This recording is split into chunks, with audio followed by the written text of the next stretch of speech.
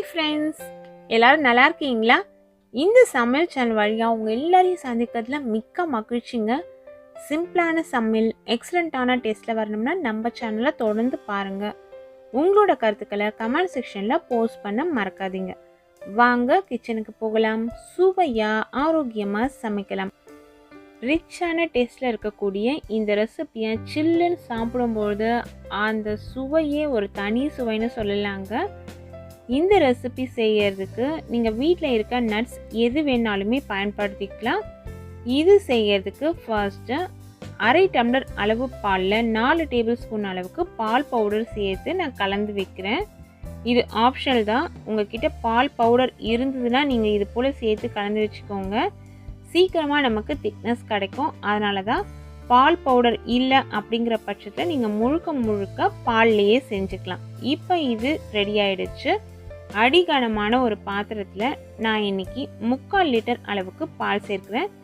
இந்த பால் ஏற்கனவே காய்ச்சின பால், ஏற்கனவே காய்ச்சி ஃப்ரிட்ஜில் வச்சுருக்க பாலை தான் எடுத்து இதில் சேர்க்கிறேன். நீங்கள் சாதாரணமாக அப்படியே பச்சை பால் சேர்க்குற மாதிரி இருந்தாலுமே சேர்த்து காய்ச்சிக்கலாம். பால் ஆனால் நமக்கு நல்லா திக்காக காயணும். பால் காயறதுக்கு ஒரு 15லேருந்து 20 நிமிஷம் வரைக்கும் நமக்கு ஆகும். நீங்கள் ஹை ஃப்ளேமில் வச்சு இது போல் கலந்து விட்டால் சீக்கிரமாகவே பால் நமக்கு காஞ்சு சுருங்கி வந்துடும். பால் நல்லா இது போல் மேலே ஏடு படிஞ்சு வரும். அந்த ஏடெல்லாம் நம்ம இது போல் உள்ள அப்படியே தள்ளி விட்டுடுங்க. அப்போ தான் அந்த திக்னஸ் நமக்கு கிடைக்கும். நீங்கள் பேக்கெட் பால் வாங்குற மாதிரி இருந்ததுன்னா ஃபுல் ஃபேட் மில்க் அப்படின்னு கிடைக்கும். நல்லா திக்கான பால். அந்த பாலில் செஞ்சிங்கன்னா டேஸ்ட் நல்லா அதிகமாக இருக்கும். பசும் பாலில் செய்கிறீங்க அப்படிங்கிற பட்சத்தில் நீங்கள் வாங்குகிற பால் தண்ணி கலக்காத பாலாக வாங்கிக்கோங்க.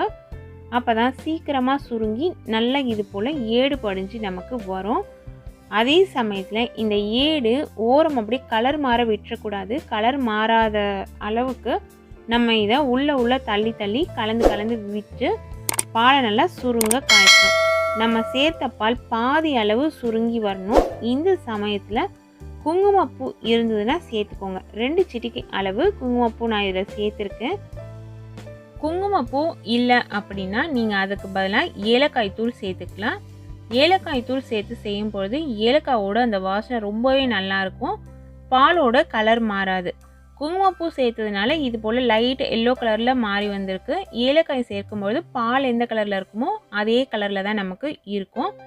இப்போ இன்னும் கொஞ்சம் நல்லா இது சுருங்க காய்ச்சி வந்திருக்கு. கொஞ்சம் கூட அடியில் தீஞ்சு போகாமல் பார்த்துக்கோங்க. அப்போ தான் ரெசிபி நல்லா டேஸ்ட்டாக இருக்கும். அந்த கலரும் நமக்கு மாறாமல் இருக்கும். இந்த சமயத்தில் ஏற்கனவே நம்ம கரைச்சி வச்சுருக்கோம் இல்லைங்களா பால் பவுடர், அந்த பால் பவுடர் எடுத்து சேர்த்துக்கலாம்.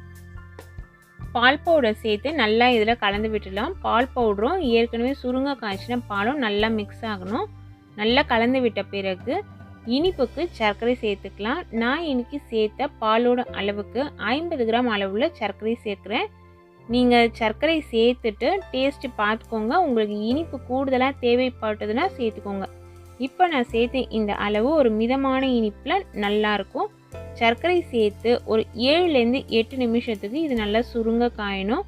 இது போல் நல்லா திக்காக பால் காஞ்சி வரணும். அதே சமயத்தில் சர்க்கரையோட பச்சை வாசனையும் போகணும். அதுக்கு 7லேருந்து ஒரு 8 நிமிஷம் வரைக்கும் ஆகும். அதற்கு பிறகு இதை நல்லா கலந்து விட்டுட்டு ஸ்டவ்வை சுவிட்ச் ஆஃப் பண்ணிவிட்டு இதே பாதத்தில் நல்லா ஆற விட்டுருங்க. ஒரு வெதுவெதுப்பான சூட்டில் சாப்பிட்டாலும் இந்த ரெசிபி நல்லா டேஸ்ட்டாக இருக்கும். அப்படி இல்லைன்னா நல்லா ஃபுல்லாக ஆறின பிறகு இந்தளவு திக்காக மாறும். அதற்கு பிறகு நம்ம பவுலில் சேஞ்ச் பண்ணி ரெஃப்ரிஜிரேட்டரில் வச்சு நல்லா சில்லுன்னு மாறின பிறகு எடுத்து சாப்பிட்டிங்கன்னா அவ்வளவு டேஸ்டியாக இருக்குங்க.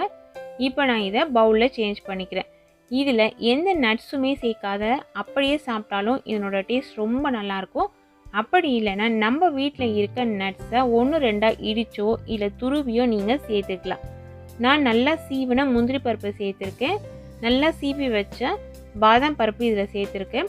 இந்த 2 பருப்பு தான் சேர்க்கணும் அப்படிங்கிறது கிடையாது. இதில் பேரிச்சம்பழம் நல்லா பொடியாக கட் பண்ணி எடுத்து மேலே சேர்த்துக்கலாம்.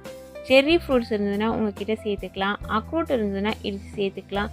சாரப்பருப்பு இருந்ததுன்னா சேர்த்துக்கலாம்.